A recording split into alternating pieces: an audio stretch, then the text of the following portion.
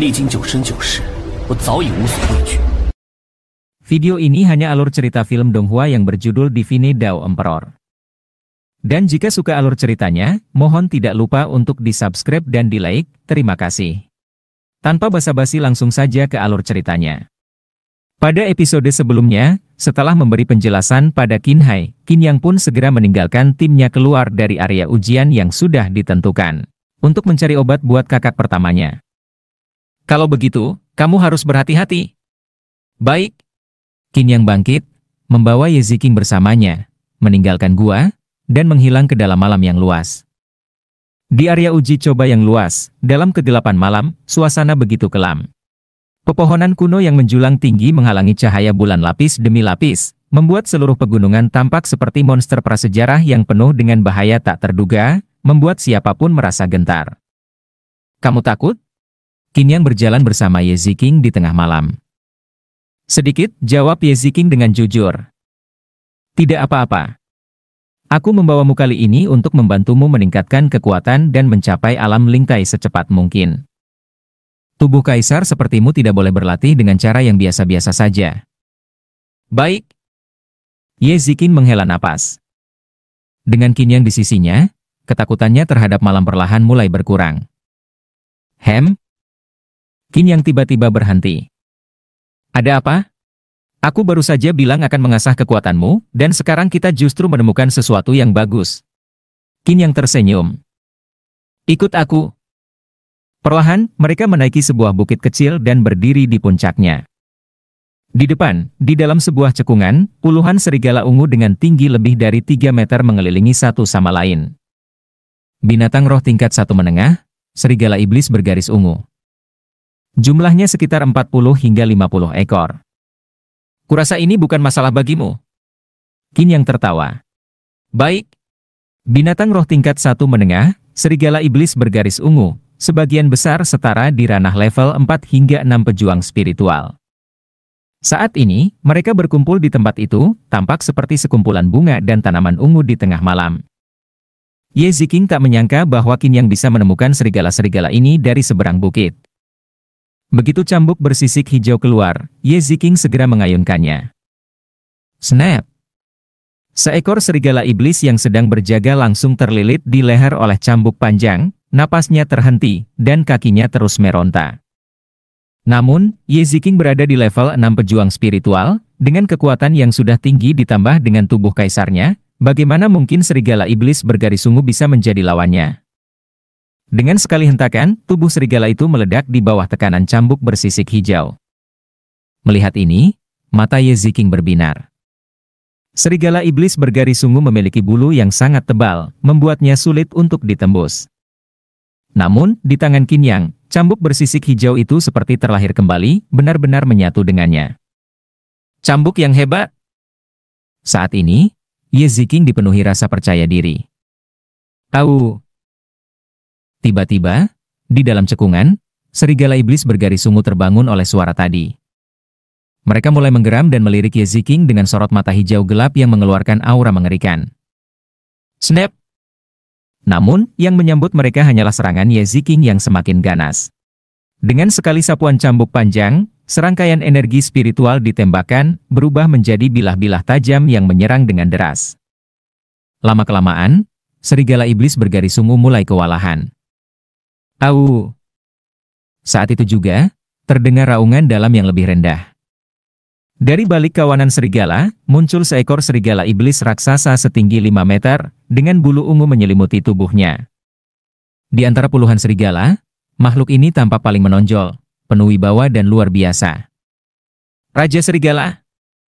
Ekspresi Ye Ziqing sedikit berubah. Secara umum, serigala iblis bergaris ungu hanya mencapai level 6 alam laut spiritual. Namun, begitu muncul Raja Serigala dalam kawanan, maka kekuatannya pasti melampaui yang lain. Saat Raja Serigala menggeram, beberapa bayangan serigala lainnya mulai bermunculan dari belakangnya. Energi darah yang melimpah mengungkapkan beberapa serigala iblis yang lebih kekar. Semuanya berada di level 6. Swoosh! Tiba-tiba, 3 ekor serigala iblis berlari cepat ke arah Ye Ziqing. Ye Ziqing tetap tenang dan mengayunkan cambuknya. Namun, di saat bersamaan, tiga serigala lain menerkamnya dari belakang. Ye Ziking berkelit, nyaris menghindar, tapi sehelai rambutnya terpotong. Sial! Saat itu juga, Raja Serigala melangkah cepat untuk membunuhnya. Mati! Ye Ziking mengeraskan suara dan mencambuk. Sejak tadi, dia sudah waspada terhadap Raja Serigala. Kini, saat Raja Serigala bergerak, justru memberinya kesempatan. Jika Raja Serigala mati, kawanan ini akan tercerai-berai. Swoos! Namun, tiba-tiba, dua ekor serigala iblis dari kiri dan kanan menerkam cambuk panjang yang diayunkan Ye Ziking. Gigi tajam mereka mencengkeram erat cambuk itu, membuatnya tak bisa menariknya kembali. Dan pada saat itu juga, Raja Serigala sudah melompat ke arahnya. Dalam keputusasaan, Ye Ziking terpaksa melepaskan cambuknya dan menghunus belati untuk menghadapi serangan Raja Serigala. Paf! Namun, di saat kritis, terdengar suara tajam menembus udara. Sebuah bayangan muncul di depan Ye Ziking. Tongkat tipis di tangannya melesat cepat, dengan akurasi sempurna, langsung menembus tenggorokan Raja Serigala. Seketika, sosok itu melompat mundur dengan gesit, sementara tubuh Raja Serigala ambruk ke tanah dengan suara dentuman keras. Melihat pemandangan itu, kawanan serigala hanya bisa menggeram pelan, lalu satu persatu mundur, kemudian langsung berhamburan seperti burung-burung yang ketakutan. Terima kasih, Tuan. Ye Ziking menggenggam tangannya dengan sedikit rasa malu. Tak disangka, ia berhasil dikelabui oleh para serigala. Sang Raja Serigala jelas telah mengatur segalanya, satu persatu, lapis demi lapis, terus-menerus menggiringnya ke dalam jebakan. Licik! Sepertinya pengalaman bertarungmu masih terlalu sedikit. Qin Yang menghapus darah dari tongkat tipisnya dan berkata, serigala iblis bergaris ungu memiliki titik lemah 3 inci di bawah tenggorokan dan rahangnya. Jika kamu menusuk di sana, mereka pasti mati. Mengandalkan kondisi tubuhmu yang baik dan terus-menerus menguras energi adalah kesalahan besar. Mendengar ini, Ye Ziking mengangguk. Namun, meskipun terdengar mudah, melakukannya sangat sulit. Bagaimana mungkin serigala iblis itu tidak tahu titik lemahnya sendiri dan pasti mencoba melindunginya. Tapi Qin Yang, dalam sekali serangan, langsung menemukan titik lemah Raja Serigala tingkat 7 dari alam laut roh, lalu membunuhnya dalam satu tebasan. Seberapa kuat sebenarnya Qin Yang? Saat itu, mata Qin Yang menyipit tajam. Ye Ziking juga menatap ke depan. Di samping mayat serigala iblis bergaris ungu, tiba-tiba muncul sosok-sosok kecil berwarna abu-abu gelap. Makhluk-makhluk itu tidak lebih besar dari 1 jari, melompat-lompat di atas tubuh serigala iblis, sibuk bergerak seperti sedang mengumpulkan sesuatu. Ada apa, Tuan Muda? Menarik, menarik sekali. Jiwa kecil. Ekspresi kegembiraan muncul di wajah Qin Yang, lalu ia melangkah maju. Sekejap, sosok-sosok kecil itu langsung bersembunyi di bawah tubuh serigala iblis, menghilang. Kalian serigala iblis ini sudah kami bunuh, jadi jiwa-jiwa mereka seharusnya menjadi milik kami. Kalian para jiwa kecil malah mencuri sesuatu yang bukan milik kalian? Qin Yang berdiri di depan mayat dan berbicara dengan tenang. Segera, sosok-sosok kecil itu satu persatu melompat keluar, berdiri di atas tubuh serigala iblis, menunjuk ke arah Qin Yang sambil mengeluarkan suara dengungan marah. Apa? Apa aku salah? Kalian ini pencuri, pencuri besar. Qin Yang menunjuk mereka sambil memarahi. Para jiwa kecil itu berkumpul, tampak semakin marah. Mereka melompat tinggi, ingin memukul Qin Yang, tetapi anehnya, tidak satu pun dari mereka benar-benar menyerang. Ye Ziking melangkah maju, akhirnya melihat dengan jelas bahwa makhluk-makhluk kecil ini memiliki tangan dan kaki mungil, serta kepala botak yang menggemaskan. Bahkan saat marah, mereka tampak sangat lucu. Kalau kalian tidak mau dicap sebagai pencuri, setujui satu syarat dariku. Jika kalian setuju, semua roh serigala iblis ini boleh kalian ambil. Qin Yang berbicara lagi. Para jiwa kecil saling bertukar pandang. Setelah beberapa saat, salah satu yang lebih besar melangkah maju. Temukan untukku ginseng darah naga ametis. Para jiwa kecil itu segera menggelengkan kepala seperti mainan goyang. Baiklah, kalau begitu, aku akan memberitahu seluruh dunia bahwa jiwa kecil adalah pencuri. Begitu mendengar itu, jiwa kecil yang memimpin langsung didorong oleh teman-temannya.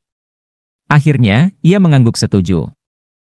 Tak lama kemudian, para jiwa kecil menyerap roh serigala iblis, lalu memimpin Qin Yang dan Ye Ziqing menuju pegunungan. Sepanjang perjalanan, Ye Ziqing merasa sangat penasaran. Jiwa kecil. Ia belum pernah mendengar makhluk seperti itu sebelumnya, tetapi Qin Yang tampak sangat mengenalnya. Jiwa kecil juga termasuk dalam kategori binatang roh. Qin Yang melihat ekspresi bingung Ye Ziqing dan mulai menjelaskan. Makhluk ini terbentuk dari evolusi roh binatang, tidak memiliki kemampuan menyerang maupun bertahan.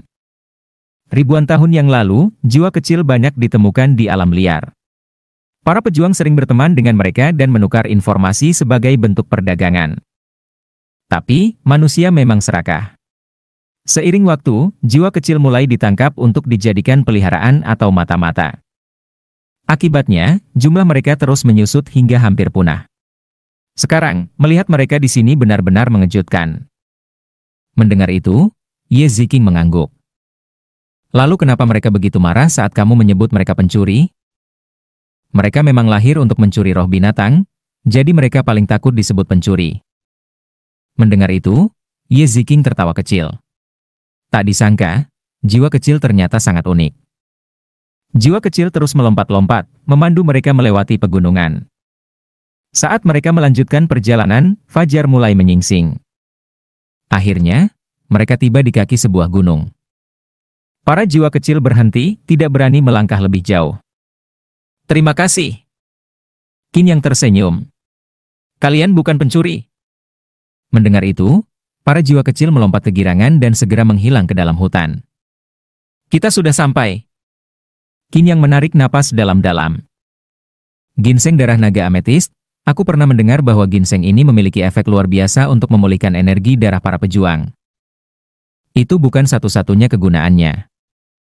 Qin Yang tersenyum. Jika digunakan untuk meracik pil darah ametist, efeknya lebih dahsyat, dapat memperkuat dan menstabilkan lautan roh seorang pejuang. Pil darah ametist. Ye Ziqing mengangguk. Ia belum pernah mendengar tentang pil semacam itu, tetapi Qin Yang tampaknya sangat mengenalnya. Sebentar lagi kita akan mendaki gunung. Mendaki? Benar. Qin Yang menatap puncak gunung. Ginseng darah naga ametist mengandung energi darah yang sangat kuat, jadi biasanya dijaga oleh singa ametist yang ganas. Singa ametist? Seekor binatang roh tingkat 2 bawah, setidaknya berada di level pertama alam Lingtai. Ye Ziqing terkejut. Alam Lingtai jauh lebih kuat dibandingkan alam Linghai. Mereka yang mencapai alam Lingtai memiliki tubuh yang lebih kokoh dan stabilitas aura yang jauh lebih besar. Bahkan dengan kekuatannya di level 6 alam Linghai, Ye Ziqing hanya bisa menantang mereka di level 8 alam Linghai. Tapi melawan alam Lingtai, itu hampir mustahil. Bagaimana mereka bisa merebut ginseng darah naga ametist dari cengkeraman singa ametist? Setelah menunggu setengah jam, sosok hijau tiba-tiba berlari ke arah mereka. Ternyata itu adalah sapi biru milik Qin Yang. Xiao Qing, kamu lambat sekali. Mendengar kata-kata Qin Yang, Xiao Qing berbalik dengan malu-malu. Tetapi matanya bersinar bahagia saat menatap Qin Yang. Dasar sapi bodoh, makanan enak apalagi yang kamu curi kali ini? Sepertinya kekuatanmu bahkan meningkat.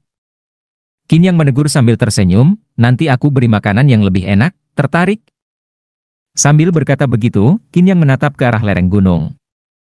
Mendengar ini, Xiao Qing mundur selangkah dan menatap Qin Yang dengan hati-hati. Kamu takut? Qin Yang menyeringai dan berkata, dulu, nenek moyangmu bahkan melampaui alam 4 roh dan mencapai alam transformasi yang luar biasa. Tak kusangka, keturunannya ternyata begitu pengecut. Aku rasa dalam hidupmu, mustahil bagimu untuk benar-benar membangkitkan darah keturunan Kuiniu dan tumbuh menjadi Kuiniu sejati. Kamu hanya bisa mencuri beberapa bahan spiritual di lembah ini. Mendengar kata-kata itu, Xiao Qing meraung tidak terima, menghentakkan kakinya dengan keras, lalu menatap tajam ke puncak gunung. Bagus. Ayo pergi. Qin Yang membawa Ye Ziqing dan mengikuti Xiao Qing mendaki gunung. Perlahan, ketika mereka berdua mencapai pertengahan gunung, Qin Yang tiba-tiba berhenti dan berjalan di sepanjang lereng, seolah sedang mencari sesuatu. Ketemu. Melihat rumput hijau pucat di depannya, Qin Yang tersenyum tipis. Ia berjongkok, mencabut daun rumput itu, lalu memerasnya hingga mengeluarkan cairan hijau. Qin Yang pun mengumpulkan cairan itu setetes demi setetes. Perlahan, setelah mengumpulkan 1 botol penuh tetesan hijau itu, barulah Qin Yang berhenti. Kemarilah. Melambaikan tangannya ke arah Ye Ziking, Qin Yang tersenyum. Meski tidak mengerti apa yang ingin dilakukan Qin Yang, Ye Ziking tetap melangkah maju. Terima kasih sudah menonton videonya. Dan sampai jumpa di episode berikutnya.